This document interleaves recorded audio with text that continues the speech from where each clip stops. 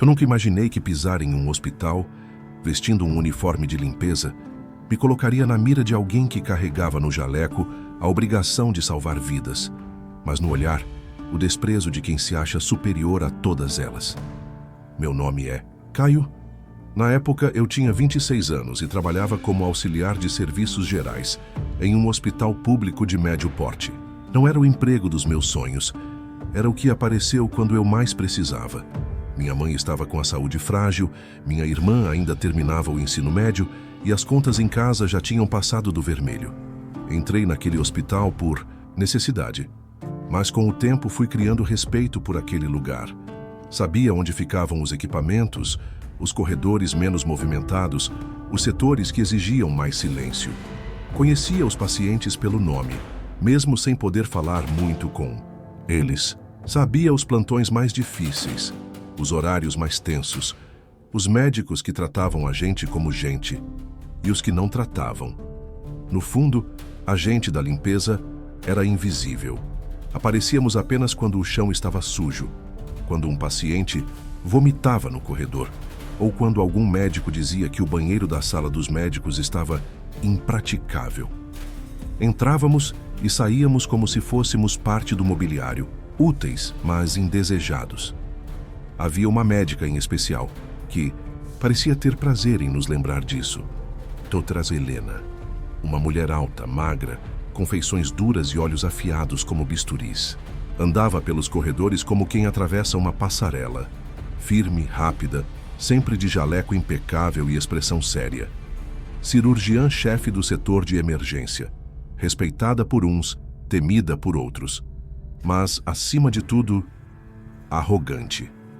Ela falava com os enfermeiros como se fossem estudantes, com os estagiários como se fossem idiotas, e com a equipe da limpeza como se fôssemos obstáculos. A primeira vez que ela me dirigiu a palavra foi com uma bronca pública. Ei, você aí, Caio, né? Da próxima vez que for limpar o corredor cirúrgico, usa o pano certo. Ou quer contaminar o centro cirúrgico por ignorância? Eu tentei explicar que estava apenas recolhendo os sacos, mas ela já tinha virado as costas. A segunda vez foi pior. Eu entrei rapidamente para limpar o chão da sala de medicação, pois um paciente havia derramado soro no piso. Ela entrou no meio do serviço, me olhou de cima a baixo e disse: quer limpar isso direito ou só veio passear? Já não basta a lerdeza, ainda atrapalha o ambiente de trabalho. Houve risos. 2 internos envergonhados abaixaram a cabeça. Eu, sem palavras, segui esfregando o chão com a alma rasgada. A verdade é que, apesar de tudo, eu era bom no que fazia. Atento, cuidadoso. Sabia os horários, os procedimentos, os produtos corretos. Sempre que havia emergência, eu estava pronto. E muitas vezes era o primeiro a chegar para preparar o ambiente. Mas isso nunca contou para ela. Na visão da doutora Helena, eu era apenas mais um funcionário da faxina, invisível, substituível, irrelevante. Mas a vida tem um jeito curioso de girar o mundo quando a gente menos espera. E ela não fazia ideia de que um dia, a única pessoa capaz de salvar o que ela mais amava seria justamente o homem que ela humilhou. A humilhação, quando é feita em voz baixa, machuca. Mas quando vem diante de outros, de colegas, de pacientes, de estranhos, ela atravessa a alma como um bisturi sem anestesia. Foi isso que aconteceu comigo numa terça-feira qualquer, que se transformou num daqueles dias que a gente nunca esquece. Eu estava escalado para o plantão da manhã, o que significava começar o dia às 6 e já entrar direto nas áreas de maior movimentação. Emergência, pediatria, setor de exames, tudo precisava estar limpo, organizado e pronto antes do fluxo de pacientes aumentar.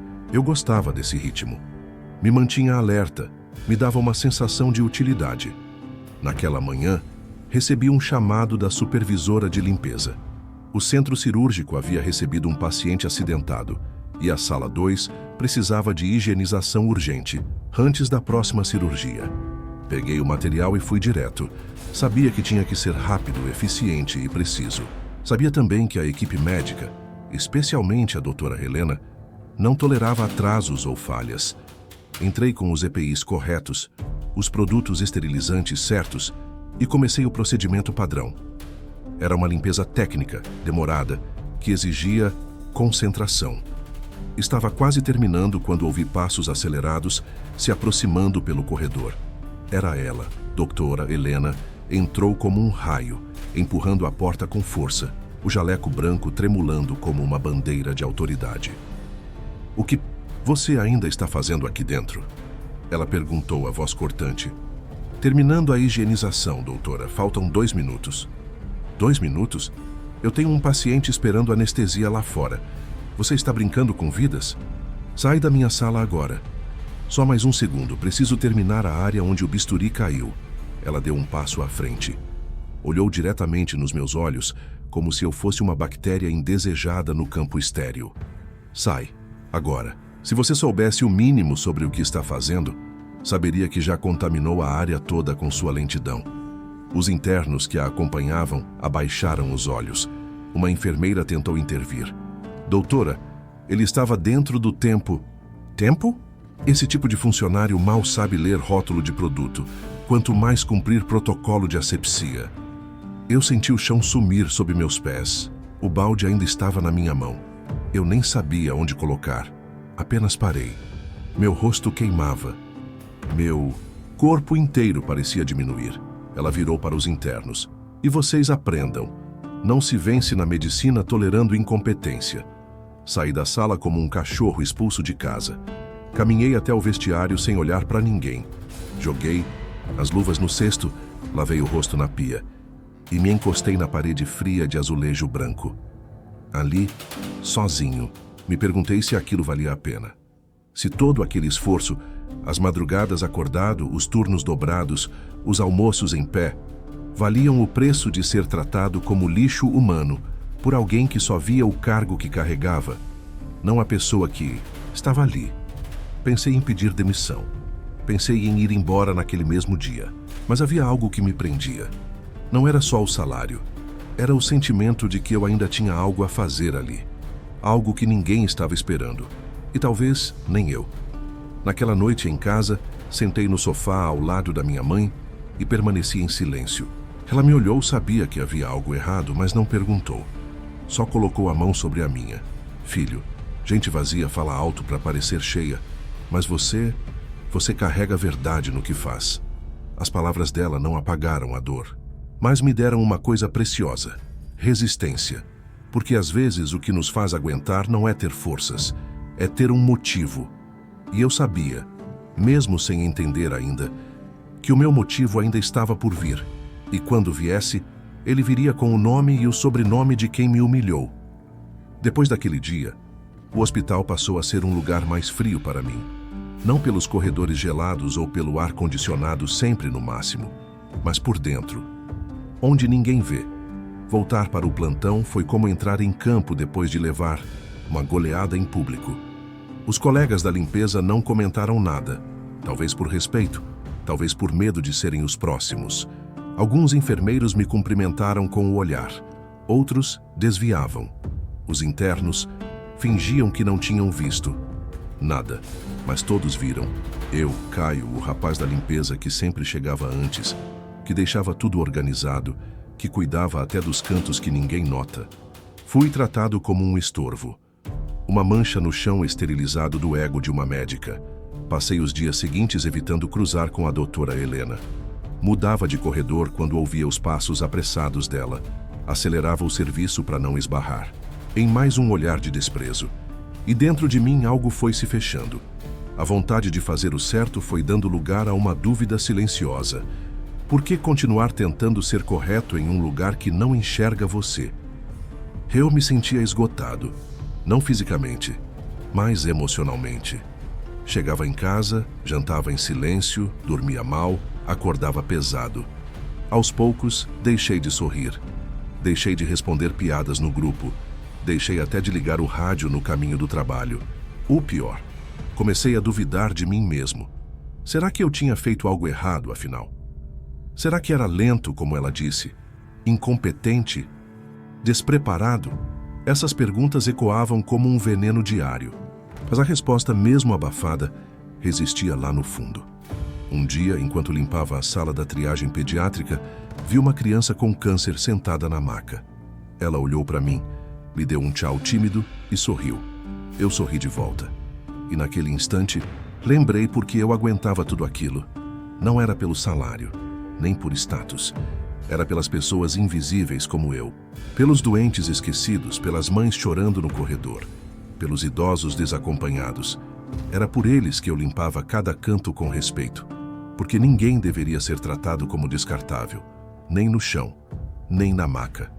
Naquela semana, minha mãe me chamou na cozinha. Filho, você tá diferente. Assenti com a cabeça sem palavras. Você é meu filho. Posso não saber o que te disseram lá fora, mas sei o que tem aqui dentro. E apontou o peito. Se te fizeram duvidar disso, então respira, limpa o rosto e volta pro campo. O mundo não muda com gente que desiste. Essas palavras me quebraram, chorei. Não como quem desmorona, mas como quem alivia o peso para seguir. Porque às vezes a queda não é o fim. É só o corpo dizendo que precisa parar um segundo, antes de continuar subindo, e eu continuei. Voltei ao plantão com o mesmo uniforme e o mesmo crachá, mas outro olhar. Mais silencioso, mais atento.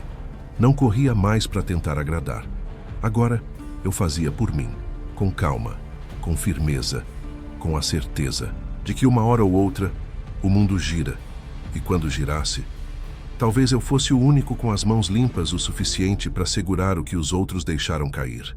O mundo não dá avisos claros de que algo está prestes a mudar.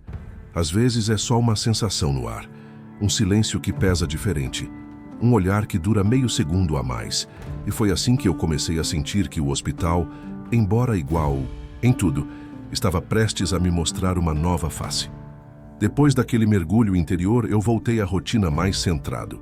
Não por resignação, mas por decisão.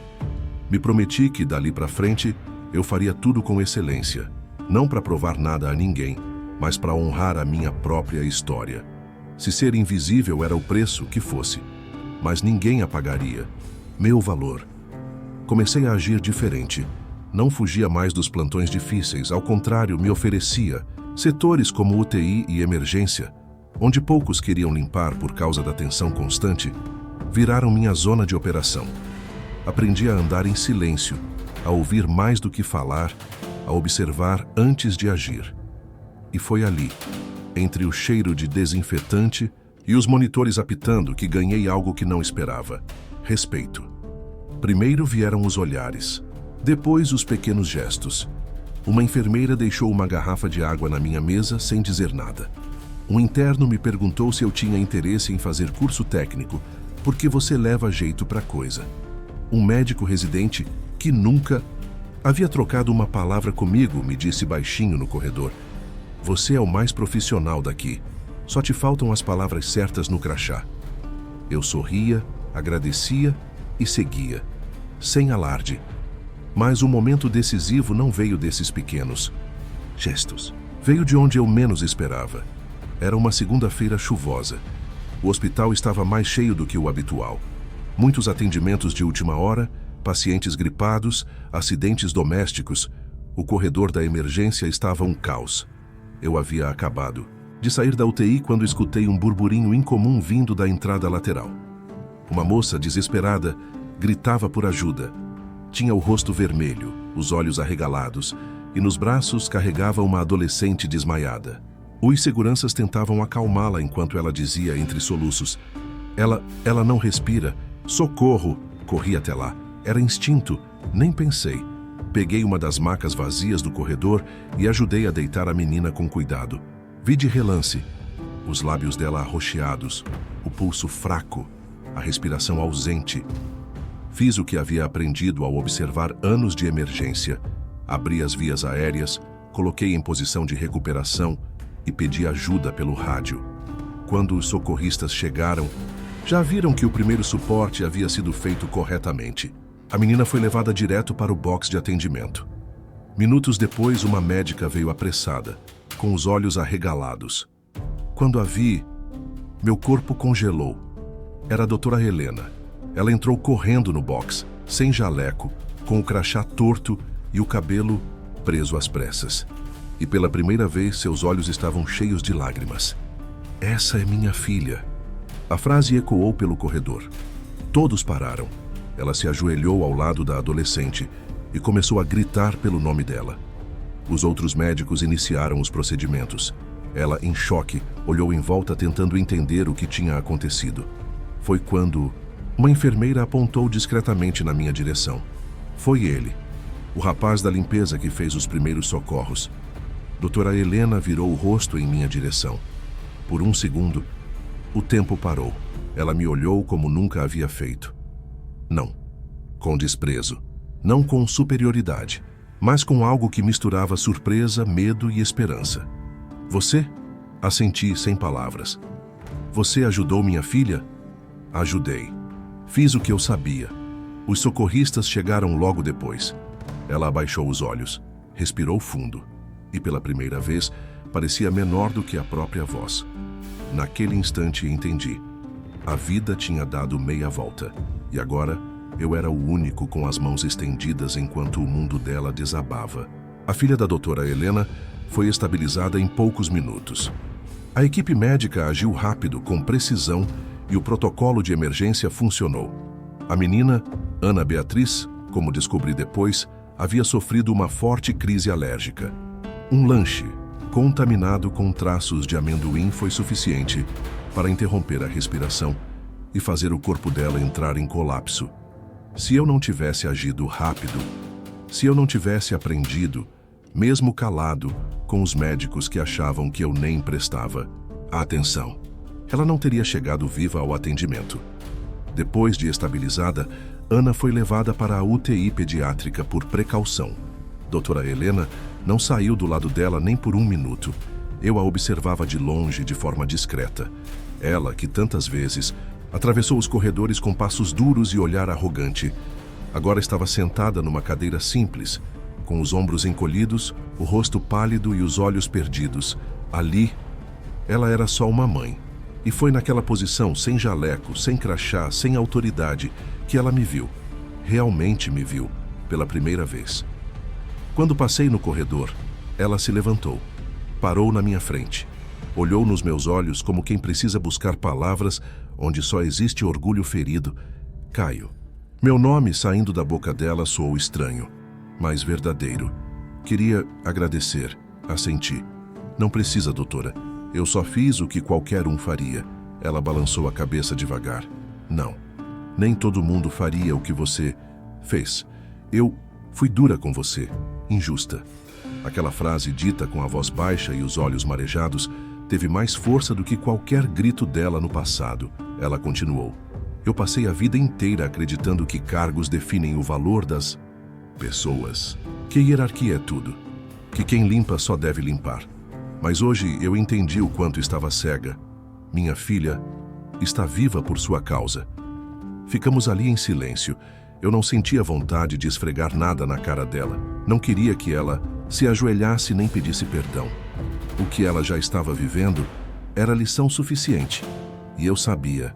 O maior tapa na cara de quem humilha é ver o que desprezou virar esperança. Ela respirou fundo. Se precisar de qualquer coisa, me diga. Eu devo isso a você. Não me deve nada, doutora. Só trate as pessoas com mais respeito. As de jaleco e as de avental também. Ela assentiu, com o rosto baixo, sem argumento. Nos dias seguintes, o hospital parecia outro.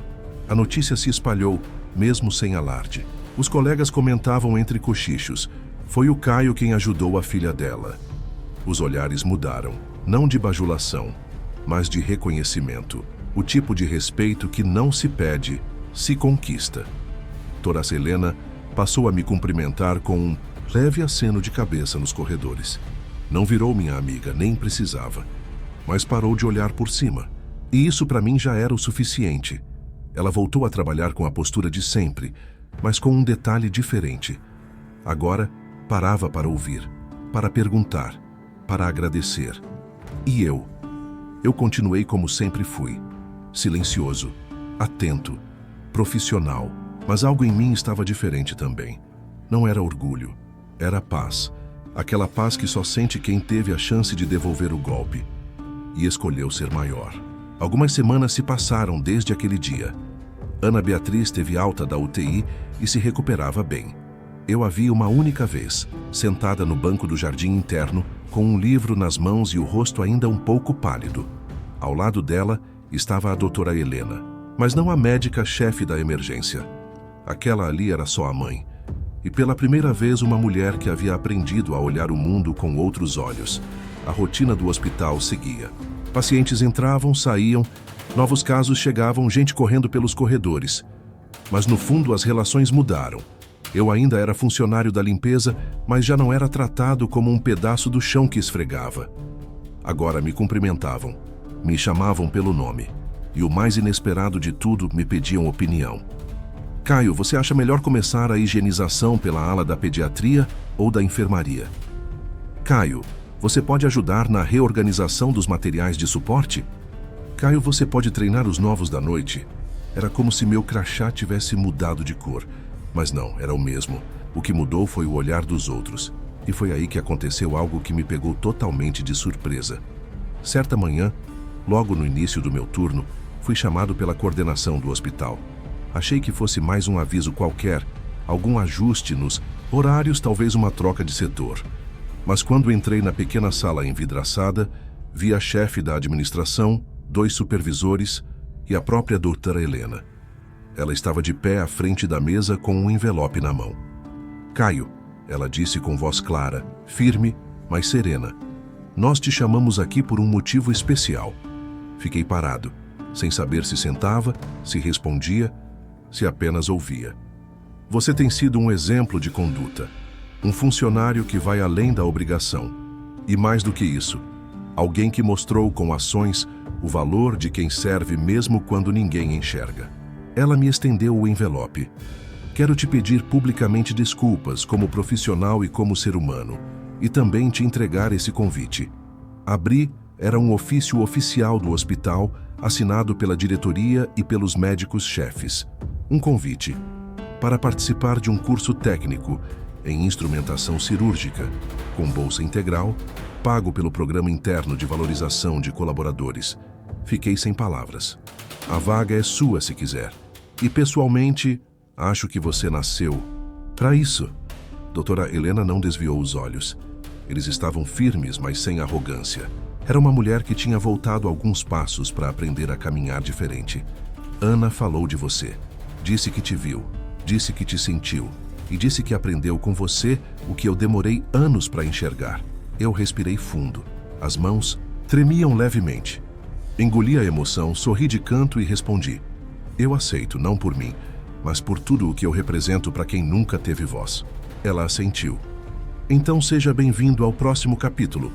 Saí daquela sala como quem pisa pela primeira vez em solo novo.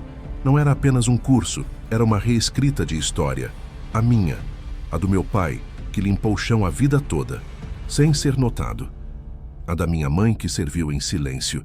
A de todos nós que carregamos bandejas e baldes enquanto outros carregam crachás e arrogância. E agora, o mundo estava diferente, porque a humildade venceu. Algumas vitórias não têm gritos nem fogos de artifício.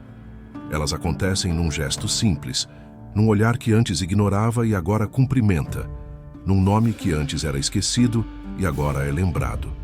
E às vezes, elas acontecem num envelope, com um convite para ser mais do que o mundo esperava de você. Quando comecei o curso técnico, confesso que senti medo. Medo de não acompanhar, medo de não ser digno da vaga, medo de estar num lugar onde, até pouco tempo atrás, eu só entrava para esfregar o chão. Mas logo entendi. Aquele espaço era tão meu quanto de qualquer um. Não por caridade, mas por mérito, pelo caminho que trilhei calado, pela resistência que aprendi a ter, pela dor que transformei em atenção aos detalhes, respeito e silêncio que fala mais do que discurso bonito. Na primeira aula, o professor pediu para cada um se apresentar. Os outros falavam de cursos anteriores, faculdades, referências médicas. Eu, quando chegou a minha vez, respirei fundo e disse: Sou Caio, trabalhava na limpeza do hospital e foi lá que descobri que quero estar aqui, não para subir de cargo, mas para servir melhor. Houve um silêncio breve. Depois, aplausos, discretos. Mas eu não precisava de aprovação. Aquela apresentação era para mim. Era o fechamento de um ciclo e o início de outro. Com o passar das semanas, comecei a me destacar nas aulas práticas. Sabia o nome dos instrumentos, sabia o fluxo da sala cirúrgica, sabia como lidar com os nervos da equipe, porque eu vivi tudo isso do outro lado, porque eu escutei enquanto limpava, porque eu aprendi sem que ninguém me ensinasse. Em uma das aulas, a instrutora nos levou para visitar o centro cirúrgico novamente. Doutora Helena estava lá. Me viu, sorriu de leve e disse para a turma toda: "Esse rapaz sabe mais do que muitos médicos que já passaram por aqui." Não sorri de volta, apenas assenti, porque aquilo não era troféu, era símbolo de que até o que o mundo tenta apagar pode brilhar de volta. Às vezes penso no dia em que ela me humilhou diante dos internos, na voz firme, no olhar cortante, nas palavras que me fizeram duvidar de mim. E depois penso no dia em que ela disse, com os olhos marejados: "Minha filha está viva por sua causa." E entendo, a vida ensina, nem sempre da forma mais leve, mas sempre da forma mais justa. Hoje, quando passo pelo hospital, mesmo fora do turno, sou cumprimentado, chamado pelo nome, respeitado. Mas mais do que isso, sou ouvido. Porque meu valor nunca esteve no uniforme, estava no que eu carregava por dentro, mesmo quando ninguém enxergava. E se tem algo que eu aprendi com tudo isso, é que você não precisa vencer gritando. Você pode vencer em silêncio, com constância, com verdade. E principalmente, sem se tornar igual àqueles que te humilharam. Outro dia, passei pelo corredor da emergência com meu novo crachá pendurado no peito. Não mais como auxiliar de limpeza, mas como técnico em instrumentação cirúrgica. O mesmo crachá que, anos atrás, parecia inalcançável para alguém, como eu cruzei com funcionários antigos, com novatos, com médicos que nunca me notaram, e com alguns que agora me chamam de Senhor Caio. Entrei na sala de descanso, sentei num canto e fiquei observando a correria do hospital do outro lado do vidro. Era tudo igual. O som do bip dos monitores, os avisos pelo alto-falante, os passos apressados de quem vive salvando vidas. Mas, dentro de mim, nada era como antes. Um rapaz novo da limpeza entrou. Devia ter uns 20 anos. Estava suado, cansado, com os olhos baixos e o jeito tímido de quem ainda sente que é invisível. Olhei para ele, sorri e disse: "Você está fazendo um bom trabalho. Continue firme." Ele me olhou com surpresa. Talvez ninguém tivesse dito isso a ele.